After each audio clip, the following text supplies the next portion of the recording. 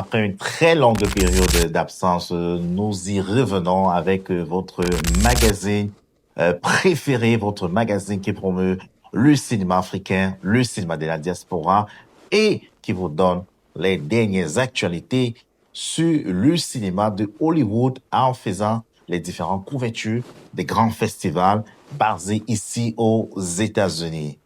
Nous y sommes et nous revenons avec une actrice qui est désormais productrice et qui est en train de prendre l'amour à raconter l'histoire derrière la caméra. Voilà, pourquoi pas. J'ai l'impression que bientôt, elle va signer sa première réalisation. Alors, c'est l'histoire de cette jeune, talentueuse actrice africaine qui nous vient du Cameroun, plus précisément de la région de Nord-Ouest, qui a été sacrée meilleure actrice camerounaise. Elle est également vue sur Netflix à travers le film Fisherman's Diary, où elle incarne le rôle secondaire dans ce fameux film de Fisherman's Diary qui a éclaboussé pas mal de records dont tout le monde y sait, notamment au Cameroun et en Afrique. Alors, il s'agit bel et bien de Onyama Laura. Suivez le parcours de Onyama Laura.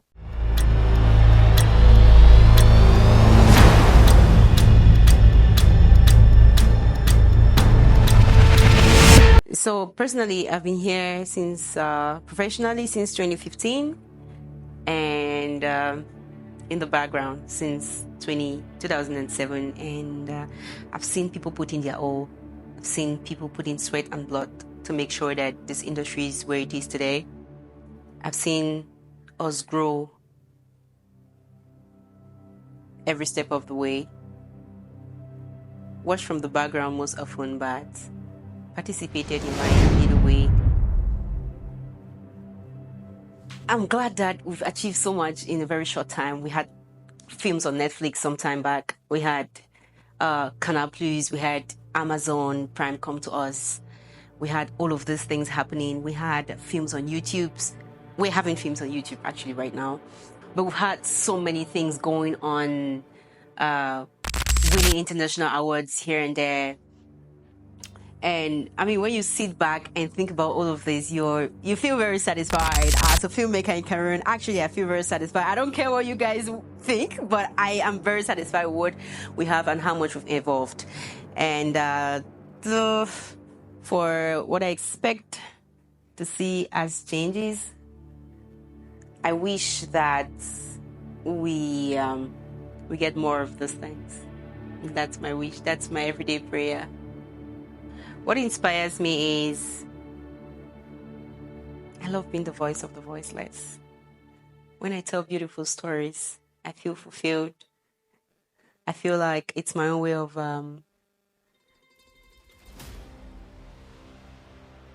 being a good person. By telling people stories, being their voices. That's what inspires me. Trust me, the most challenging thing is being a producer and a lead actor on the same project. I don't think it's something that I want to do again.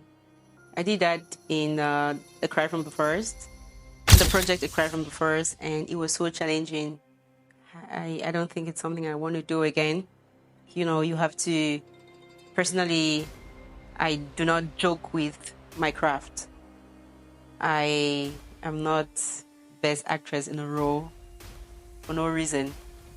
I invest a lot in my craft, and before the camera starts rolling, I make sure that I am that character, exactly the character that I'm supposed to play.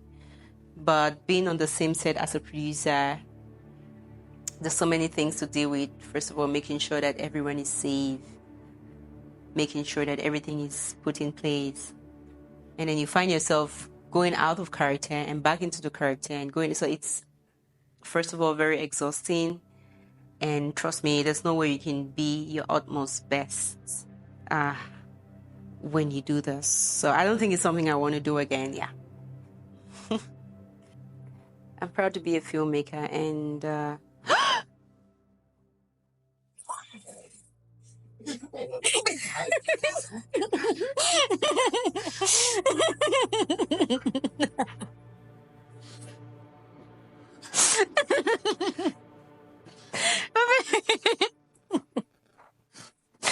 Kami naman lang. Okay. Okay. Thank you so much. I mean, when you put in the work and you're being recognized for it, that's the most beautiful feeling you can have as a creative. I've been Best Actress a couple of times, and almost every time it feels like the first time, you know. And career-wise, it brings a lot. I've had opportunities because of these awards, opportunities like other producers come up to me to take part in your projects. I've had lots of following on social media because of these awards. I've had the opportunity, of course, most especially to represent my country internationally in very huge creative spaces and bigger minds, and that has impacted me as a person and my career so much. Honestly, if you asked me this question 2 years ago, if I wanted to be a producer, I would tell you no, not yet. But it came all of a sudden because I saw the need for that. I'll say it took me personally by surprise, you know. I didn't plan for it. So I became brand ambassador for Champion for Nature for WWF in 2021, alongside Salateo, Mr. Leo, Daphne, and Wax Day. And so at some point we had to do something for them. I think Mr. Leo and Daphne, Mr. Leo did a song. Daphne was supposed to do some project with her foundation, her Be Woman Foundation. And of course, as a filmmaker, I had to do something that represents my craft. And I came up with a short film project, A Cry from the Forest, which was received with so much, you know, which was very well received by WWF, and they could not wait for the project to come to life. That's how I became a producer. And so far, it's been an amazing journey. I would say thank you especially to Monsieur Manga Peggy, who made it very easy for me and kept on encouraging me. He told me I could do it. I mean, as a first-time producer, you know, I faced a few challenges, but I had the right people around me, like Lino Lovett, Waxy himself, who kept on pushing me and telling me that something I could do. And of course, it turned out good. You know, we're here today because of A Cry from the Forest. Cry from the Forest has been a turning point in my life as a person and in my career in general, because I traveled to the US because of this project. So WWF had something to do in the US. It was a conference on a climate change. And of course, I represented my country in that conference where A Cry from the Forest was being screened. And I mean, that was very satisfying to me. Canada too is the same thing. I actually went to Canada for the Park Policy Conference on climate change as well, organized by Mr. Kwame. So I'll tell you, generally speaking, that most of the things that are happening in my life lately has to do with what A Cry from the Forest has brought to my life. Yeah. Oof, man. It is not easy to be a producer. I wouldn't lie to you. A producer takes care of everything and everybody. A producer brings the business, takes care of the business, makes sure the business brings back income, bears the losses, everything. It's a lot of work for one person. Challenges. A lot of challenges. Like, where do I even begin from? First of all, kudos to the producers who have been there before me. Much respect. Thank you for paving the way for us. I mean, because of you, it's a little easier for us, for those of us who are coming right now. And Because of you, we only have few challenges. But yeah, there's been challenges. So Ola Productions is basically focused on producing films for wildlife and the environment. And that's what we've been doing since the birth of Ola Productions. Right now I was in Campo throughout the first week of January, and I just got back here. We were producing a film for AWF. So I'm a fellow of African Conservation Voices Producers Lab, first cohort. That's a collaboration between NUF and AWF. NUF is Nature Environment Wildlife Filmmakers.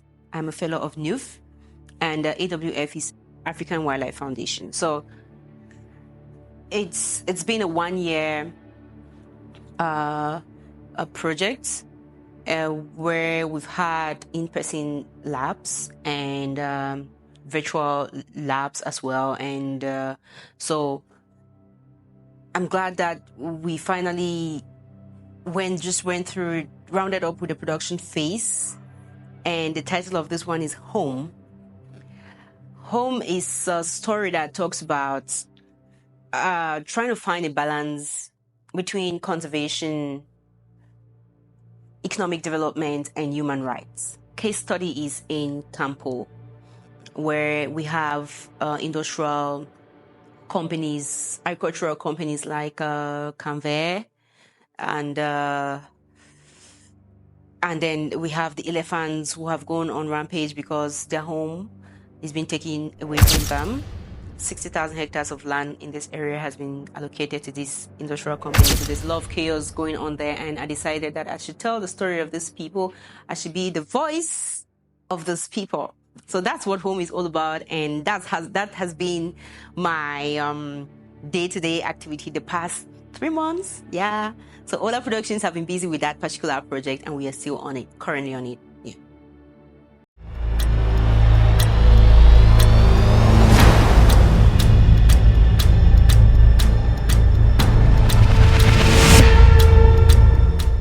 Voilà, je te souhaite le meilleur, pourquoi pas toucher Hollywood.